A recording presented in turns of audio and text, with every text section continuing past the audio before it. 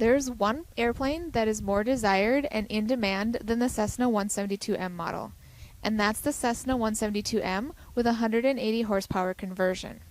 When we got this plane in, we decided to make our full flight review about that 180 horsepower conversion.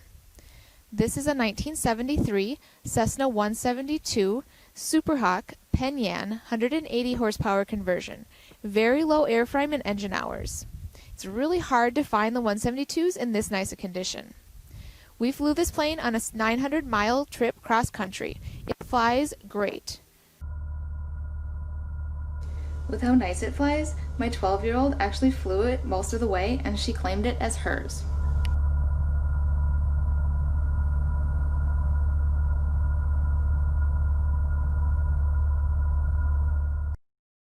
Thank you for watching our video.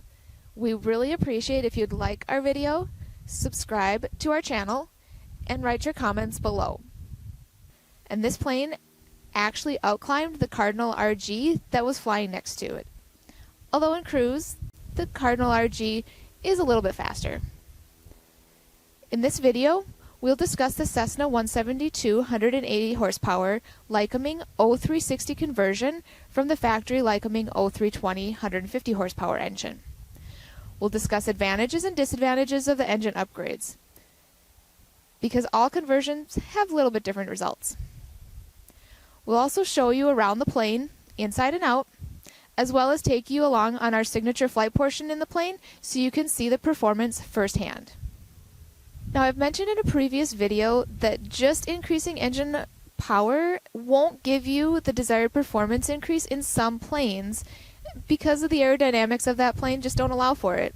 And this is especially true of fixed gear planes.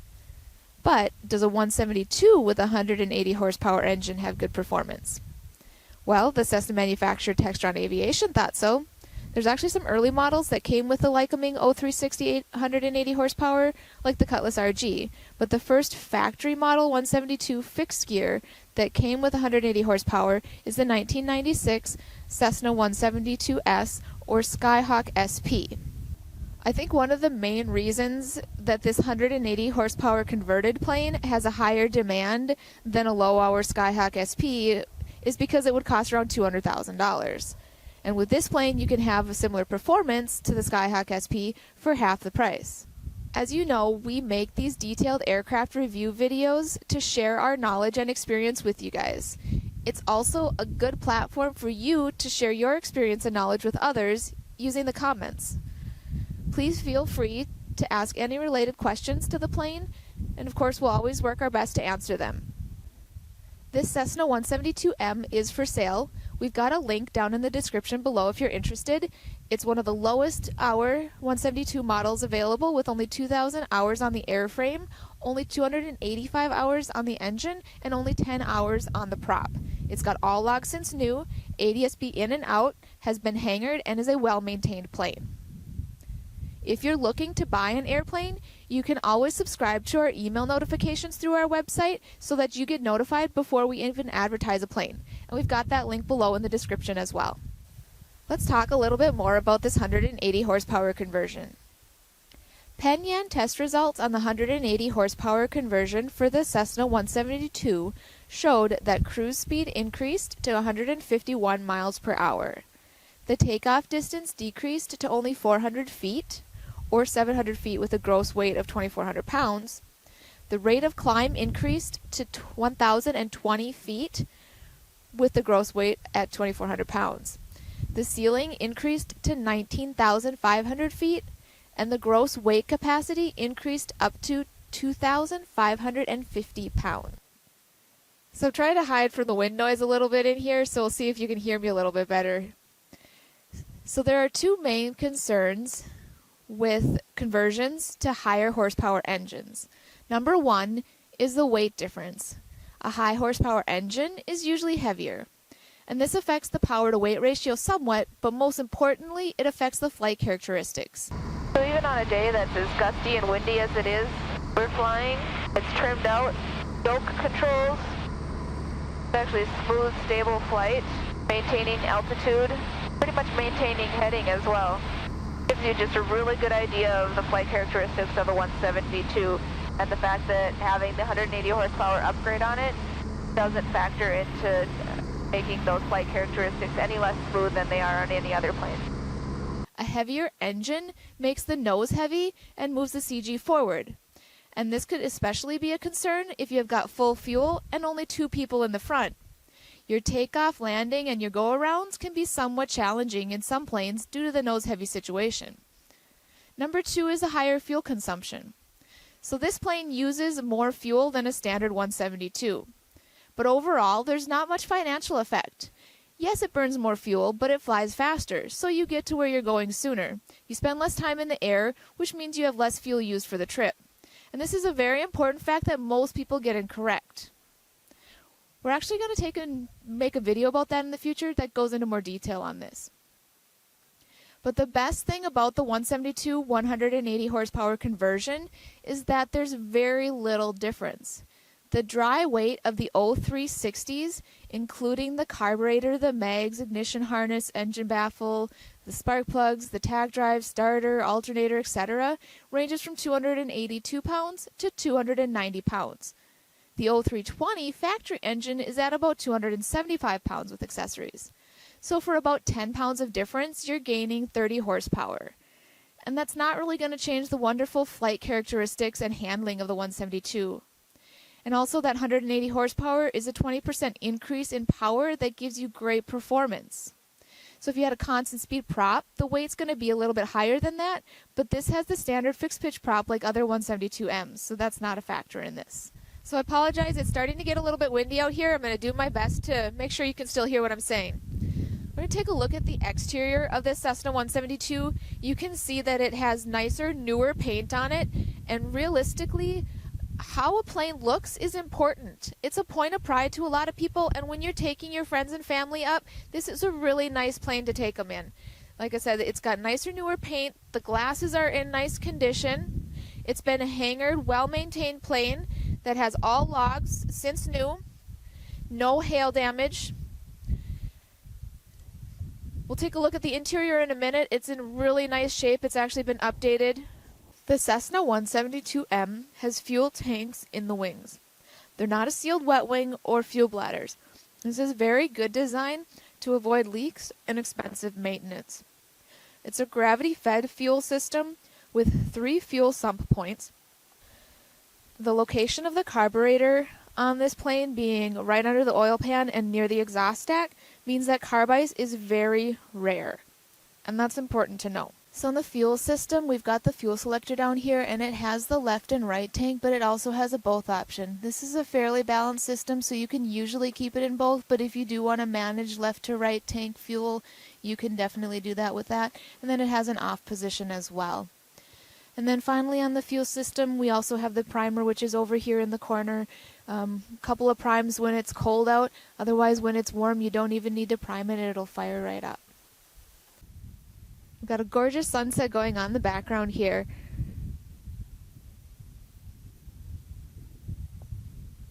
And next we're going to go ahead and take a look at the engine on this Cessna 172M. 180 horsepower conversion. It is a Lycoming 0360 A4M. It's 180 horsepower, parallel valve, horizontally opposed 4-cylinder engine. It's got very low hours at only 285.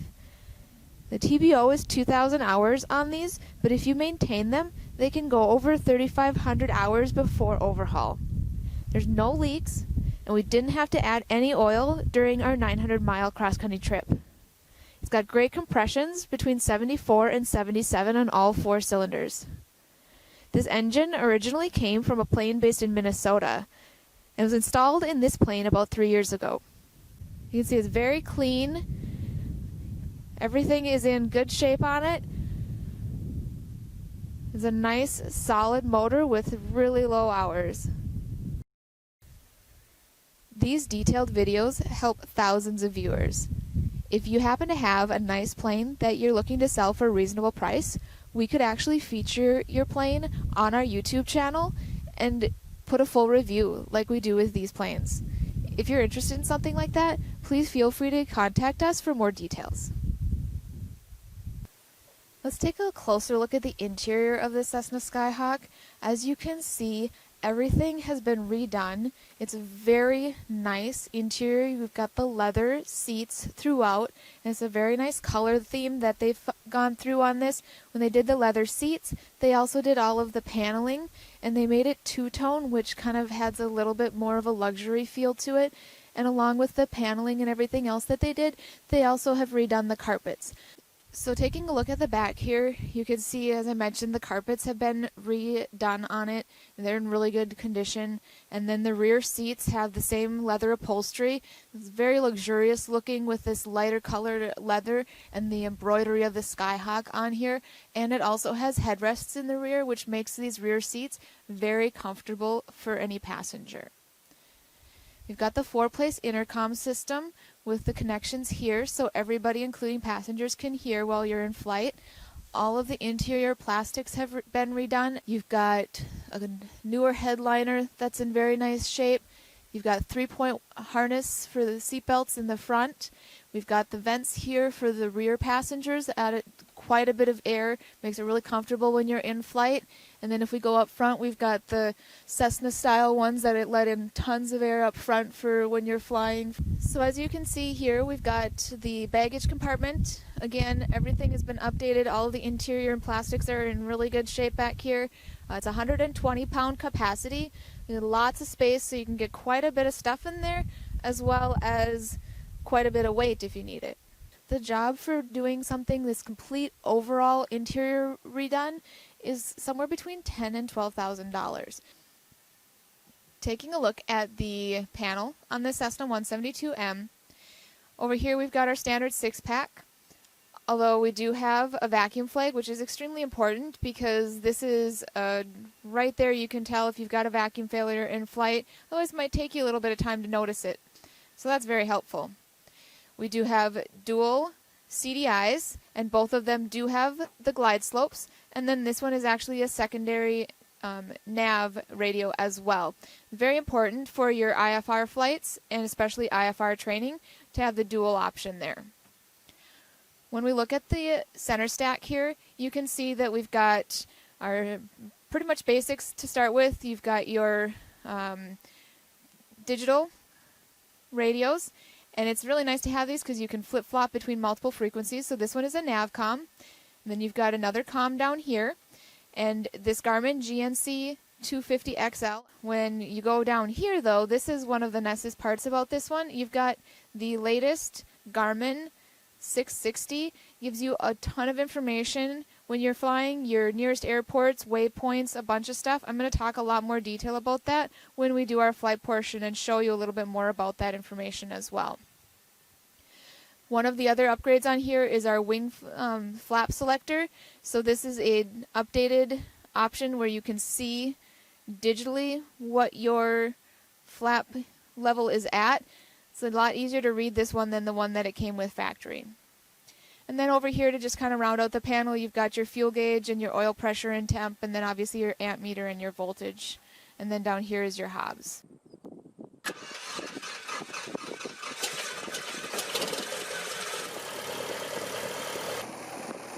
One peak gust, 19er. Visibility 10, clear, below 12,000. With the active traffic on here, you can see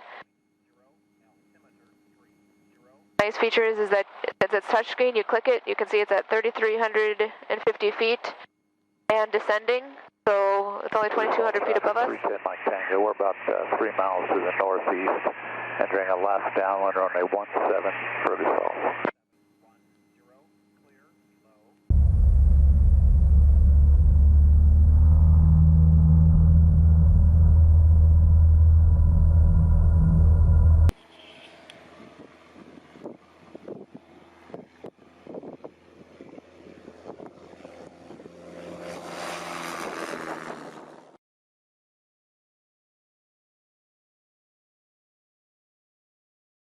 Okay, you can see here on our initial climb out, we're over 1,000 feet a minute for our climb, and we're actually flying at 100 miles per hour.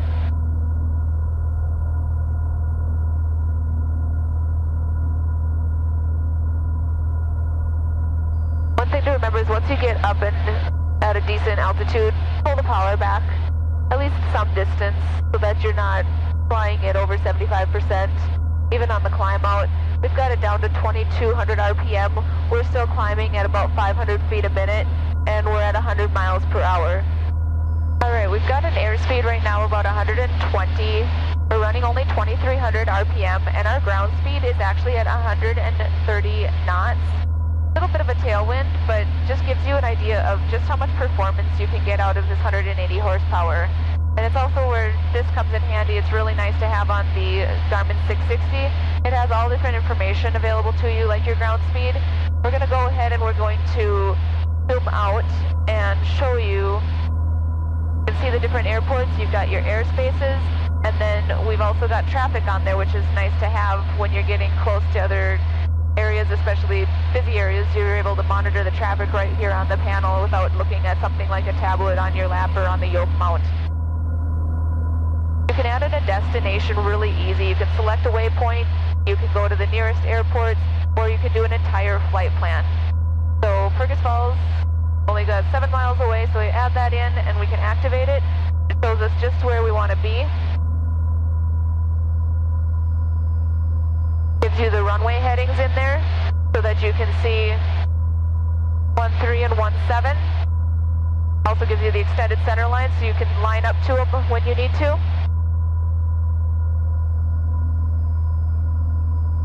Shows you your distance away from it.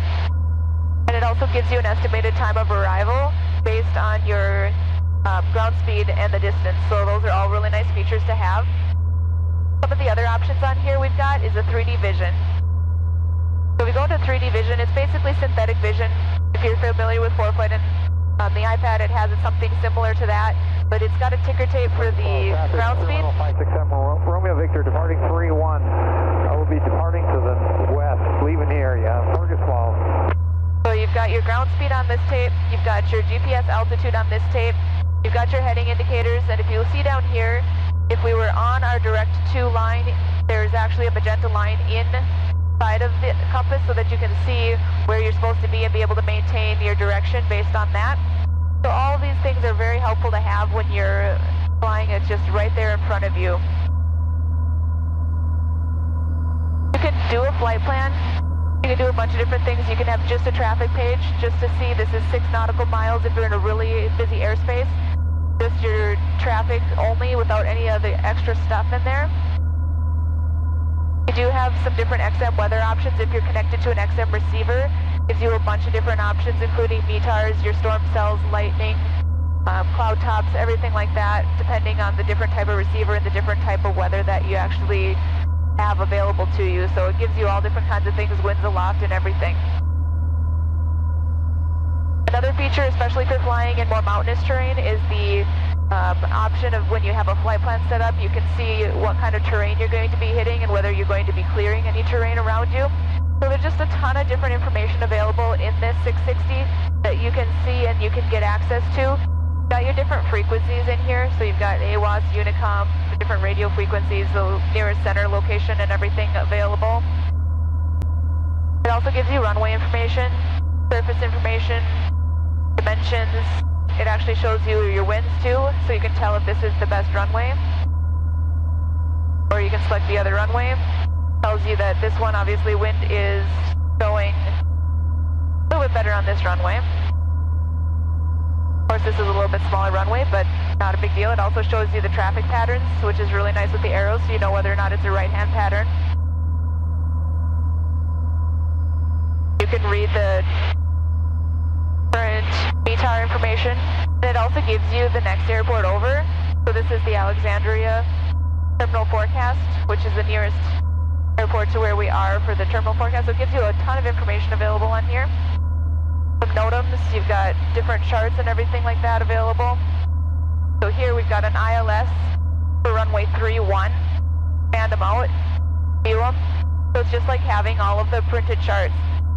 And what's cool about it is when you're on the chart, you can actually see here, you've got a little icon that shows where you are according to in relation to the chart.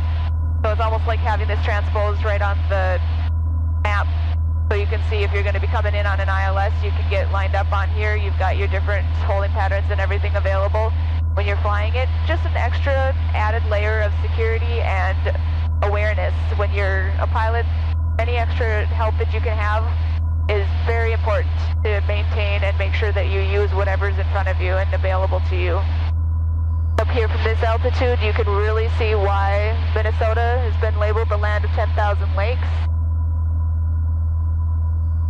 We have dozens of them in view just around the plane here, flying at about 5,000 feet altitude. You can see a bunch of different main ones as well as the smaller ones all throughout the landscape. We're running at only 2,200 RPM. We've got it drawn back pretty nice. It's a little bit bumpy, so then obviously you fly a little bit slower, you get a little bit less bumps and turbulence. You can see one of the healthy points of the engine, oil pressure, is right at the top of the green. So even when you're running low RPM, you still got really good oil pressure. Fergus Falls traffic, Skyhawk 92448, 8 mile final straight in for runway 17, Fergus. So I don't know about you, but there's been times when I've been flying to an unknown airport and for whatever reason it's just so hard to locate the particular field, whether it's because of altitude or the trees around it or whatever the reason is. You're not flying an actual approach. Having the 660 with the extended runway length are kind of a savior, because if you see, we are lined up right on the kind of black and green dotted line there for runway 17, and it shows that we are basically on an extended final here, and we're about 6 miles out.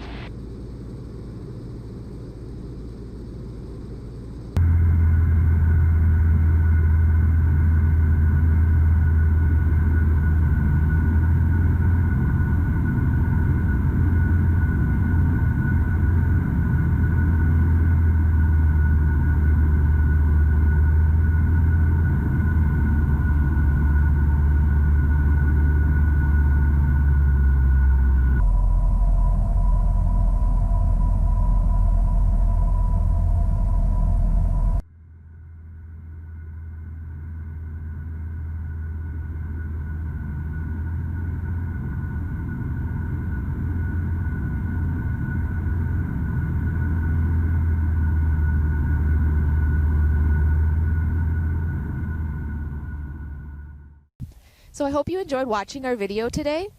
Thank you very much for taking the time to watch it. As always, we ask that you like the video, subscribe to our channel if you'd like to see more videos like this in the future, and of course, any questions or comments related to the video, feel free to leave them below. We'll do our best to answer them as we always do.